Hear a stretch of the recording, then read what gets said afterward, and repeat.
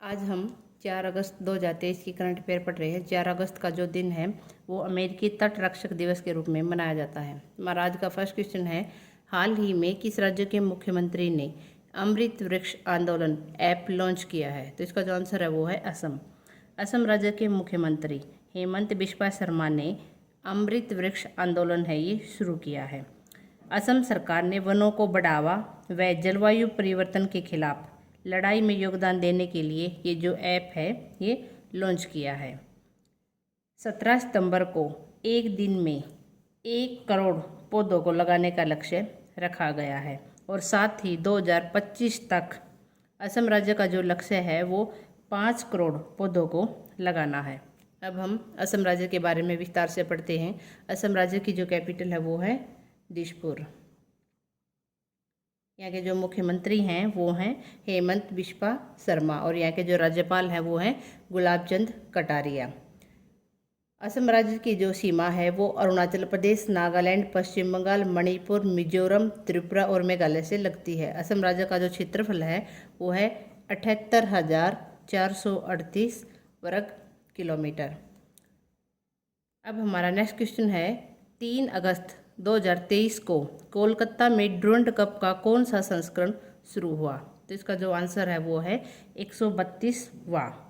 ये जो Durand cup है ये एशिया का सबसे पुराना फुटबॉल टूर्नामेंट है और इसकी जो स्थापना है डुरंड कप की वो 1888 के अंदर हुई थी।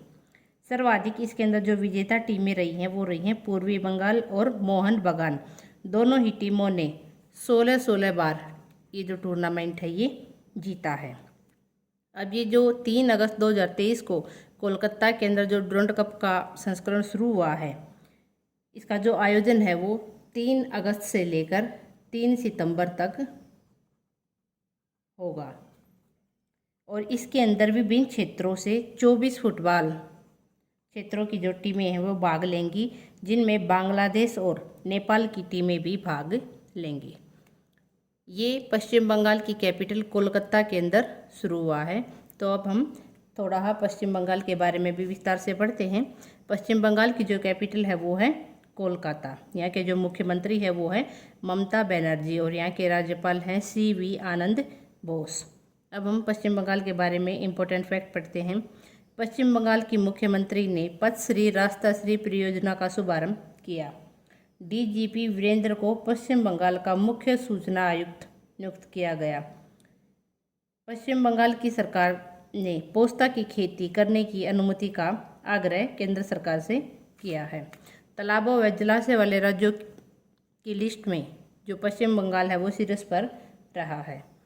अब हमारा नेक्स्ट क्वेश्चन है, हाल ही में किस राज्य में सांस्कृतिक महोत्सव आदि पेरुकक्कू मनाया गया? तो इसका जो आंसर है वो है तमिलनाडु राज्य के अंदर।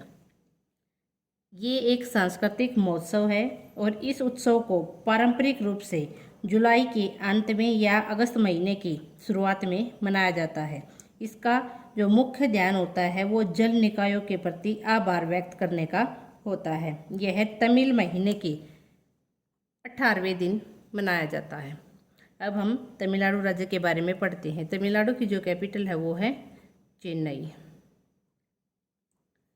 यहाँ के जो मुख्यमंत्री हैं वो हैं MK स्टालिन और यहाँ के जो राज्यपाल हैं वो हैं रविंद्र नारायण रवि। यहाँ का जो राजकीय पक्षी है वो है पन्ना कबूतर, राजकीय फूल बजनाग, राजकीय वृक्ष ताड़ और तमिलनाडु राज्य का जो प्रमुख त्यौहार है वो है पोंगल, जो कि जनवरी महीने के अंदर आता है। अब हम तमिलनाडु के बारे में इम्पोर्टेंट फैक्ट पढ़ते हैं। तमिलनाडु के राज्यपाल ने ऑनलाइन जुए पर प्रतिबंध लगाने वाले विधेयक को मंजूरी दी है। तमिलनाडु के मना मुद्राई मिट्टी के बर्तनों को GI टैग मिला है। तमिलनाडु ने ऑटोमोबाइल प्लांट के लिए तमिलनाडु के मुख्यमंत्री ने जापान के साथ समझौता किया है। भारत के सबसे बड़े स्काई वॉक पुल का जो उद्घाटन है वो तमिलनाडु के अंदर किया गया है। अब हमारा नेक्स्ट क्वेश्चन है, हाल ही में सरकार ने 1 अक्टूबर से ऑनलाइन गेमिंग पर कितने प्रतिशत GST लागू करने का फैसला किया है? तो इसका जो आंसर है वो है 28%। भारतीय सरकार ने जो ऑनलाइन गेमिंग खेला जाता है उसके ऊपर भी 1 अक्टूबर से 28% GST लगाने का फैसला लिया है। ये जो जीएसटी होता है ये एक प्रकार का अप्रत्यक्ष कर होता है, और जीएसटी की जो फुल फॉर्म होती है वो होती है goods and services tax. GST की जो स्थापना है वो 1 जुलाई 2017 के अंदर भारत के अंदर हुई थी।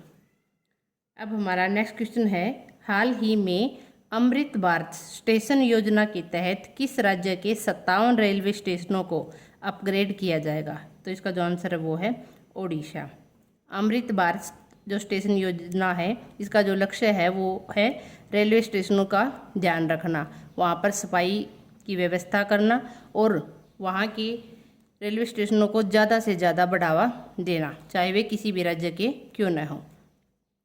अब ओडिशा के 57 रेलवे स्टेशनों को अपग्रेड किया जाएगा। अब हम ओडिशा राज्य के बारे में पढ़ते हैं। ओडिशा की जो कैपिटल है वो है भुवनेश्वर।